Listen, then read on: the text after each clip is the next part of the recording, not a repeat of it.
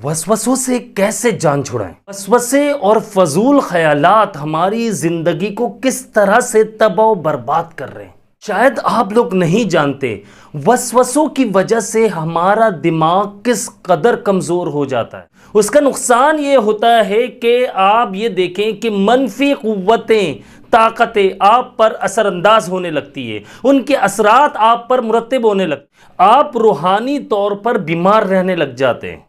जिस्मानी तौर की अगर मैं बात करूं तो जिस्मानी तौर पर आपका दिमाग बहुत कमज़ोर हो जाता है, आपकी खुराक कम हो जाती है, आप हर वक्त जो सोचते हैं, जो ख़यालात आपके दिमाग में आते हैं, इसका हल इंशाल्लाह इस वीडियो में मिल जाएगा। काफ़ी टाइम से मैं नोट कर रहा हूं कि लोग मुझसे वसवसों के बारे में जानना चाह रहे हैं कि अब्दुल्ला भाई ये बताइए कि वसवसों से हमारी जान कैसे छूटेगी, हम कैसे ठीक होंगे। एक ऐसी बीमारी है जिसका ना डॉक्टर के पास इलाज है ना किसी के पास इलाज है, और ये तो हकीकत है कि वसवसे वाला बंदा जो है वो अपनी पूरी तरह से जिंदगी तबाह बर्बाद कर देता है। यकीन मानिए हमने और आपने इन वसवसों से, इन बुरे ख्यालात से बचना है, क्योंकि मैंने ये देखा, कुछ सालों पहले की बात है, मैंने एक ऐसे बंदे को देखा जो बहुत ज़्यादा वसवसों की वजह से परेशान था। वो हर वक्त सोचता रहता और उसे वसवसे आते थे, और टाइम गुजरता चला गया। ना उसने ये इस बात को नोटिस किया और ना उसके घर वालों ने नोटिस किया। अब काफ़ी सालों बाद मेरी जब मुलाकात हुई, मैं उनके घर पर गया, हमारे जानने वाले हैं वो, उनके घर पर गया हूं, तो मैं ये देखकर परेशान हो गया कि उस बंदे की सेहत गिर चुकी थी। उसकी सेहत पहले बहुत अच्छी थी, अब उसकी सेहत गिर चुकी थी, आंखों के गिर्द डार्क सर्कल्स उसके बन चुके थे, बुरी तरह से वो कमज़ोर हो चुका था, उसका हुलिया ख़राब हो चुका था, उसके जिस्म पर सिवाय हड्डियों के और कुछ भी ना था, और उसे तरह तरह की बीमारियों ने घेर लिया था। सबसे बड़ी बीमारी ये थी उसे कि उसका दिमाग हर वक्त सुन्न रहने लगा था, उसके दिमाग पर हर वक्त दबाव रहता। वो कहता था कि मेरे दिमाग पर कोई चीज़ है जो अंदर ही अंदर खाई जा रही है। सारे टेस्ट करवाए गए तो पता चला कि कोई बीमारी नहीं, सिर्फ और सिर्फ वसवसों की वजह से उसका दिमाग खाली हो चुका था।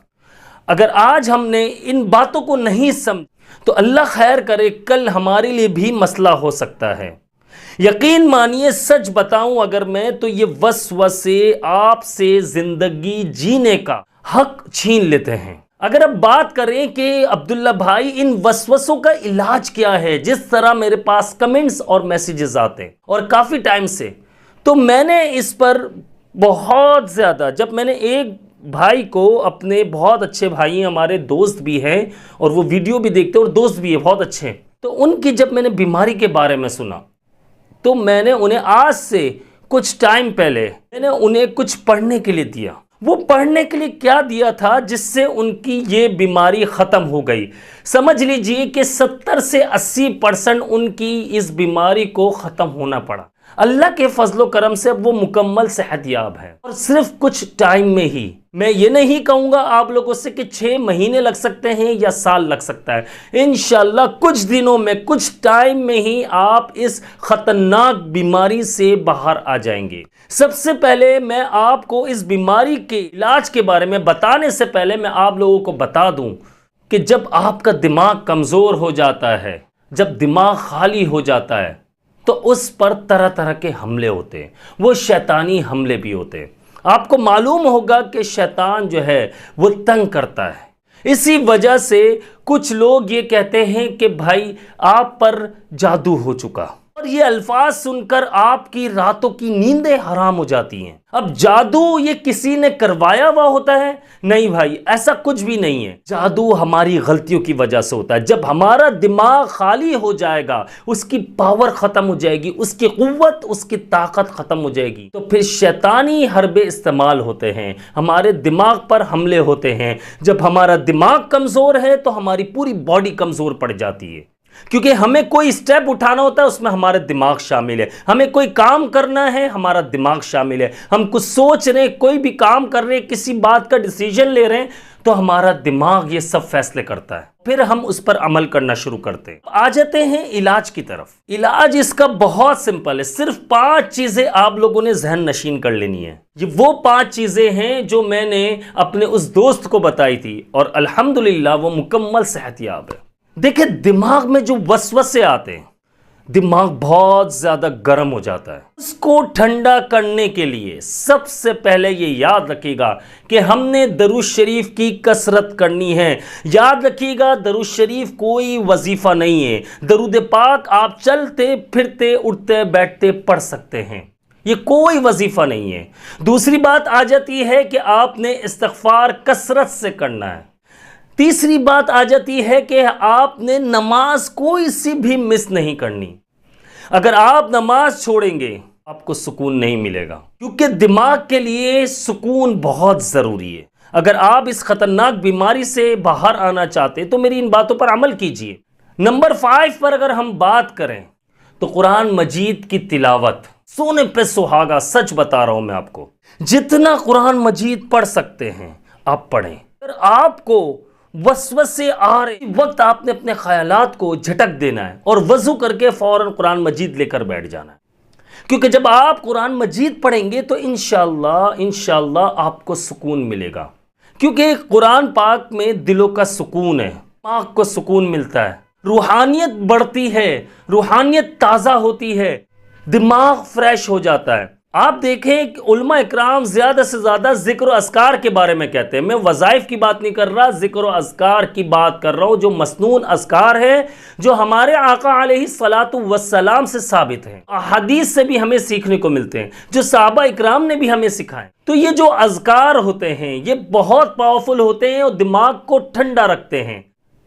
बुरे ख्यालात, वसवसे, इनसे बाहर आने के लिए आपने ये 5 चीज़ें करनी है। और आपने इन 5 अमल के साथ साथ एक बात का बहुत ज़्यादा ध्यान रखना, आपने फ्री नहीं बैठना। कुछ दिनों तक तो आप बहुत थक जाएंगे। फ्री नहीं बैठने का मतलब ये है कि आप जो जिक्र व अस्कार कर रहे हैं, आप जो कुरान पाक पढ़ रहे हैं, आप इस्तिग़फ़ार कर रहे हैं, आप नमाज पढ़ रहे हैं, आप दरूद शरीफ पढ़ रहे हैं, लेकिन इसके अलावा आपका जो काम है, आपकी जो जॉब है, आपका जो बिजनेस है, उसमें फ्री नहीं बैठना। ये याद रखिएगा। मैं ज़्यादा टाइम नहीं कह रहा हूँ, आप ये देख लीजिएगा इंशाअल्लाह 1 महीने में ही आपकी ये बीमारी ख़त्म हो जाएगी।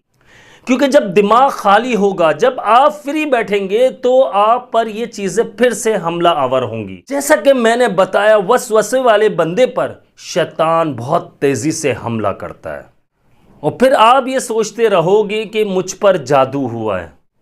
हालांकि जादू आपकी अपनी गलतियों की वजह से हुआ होगा, आपकी अपनी गलतियों की वजह से बंदिशें लगी हों। तो इन बातों का आपने बहुत ज़्यादा ख्याल रखना है और मेरी इन 5 बातों पर अमल करना है। साथ में उस बात पर भी कि आपने 1 मिनट के लिए भी फ्री नहीं बैठना। जब आप दिन भर अपनी जॉब में, अपने बिजनेस पर बिजी रहेंगे, आप जब देखें फ्री हैं तो आप इस्तिग़फ़ार की तस्बीह पढ़ना शुरू कर दें, आप दरूद शरीफ पढ़ना शुरू कर दें। इसी तरह से फिर आप जब पूरे दिन बिजी रहेंगे अपने काम में भी और ज़िक्र व अस्कार में भी, तो आप ये देखिएगा कि रात की नींद आपकी बहुत बेहतर हो जाएगी। क्योंकि देखा गया है, मैंने जब मालूम किया अपने दोस्त से तो मालूम ये हुआ था कि वसवसे वाला बंदा जो है, वसवसे वाले बंदे को नींद नहीं आती। अगर वो नींद लग भी जाए उसे तो उसका दिमाग चलता रहता है। तो आप जब अपने आप को बिजी रखेंगे तो आप इतने थके हुए होंगे कि आपको बिस्तर पर, अपने बेड पर लेटते ही नींद आ जाएगी और इंशाअल्लाह आपके मामलात, जो बुरे ख्यालात, शैतानी हमले, वसवसे, इनसे निजात मिल जाएगी। इसी के साथ मुझे इजाज़त दीजिए। कमेंट में मैं अपने फेसबुक पेज का भी लिंक शेयर कर रहा हूँ, आप लोग मेरे पेज को लाजमी फॉलो करें और मुझे अपनी ख़ास दुआओं में याद रखिएगा। मैं हूँ आप सबका भाई अब्दुल्ला बिन हमीद। मेरे चैनल को सब्सक्राइब कर लीजिएगा, बेल आइकन को प्रेस कर लीजिएगा। अस्सलामु अलैकुम वरहमतुल्लाहि वबरकातुहू।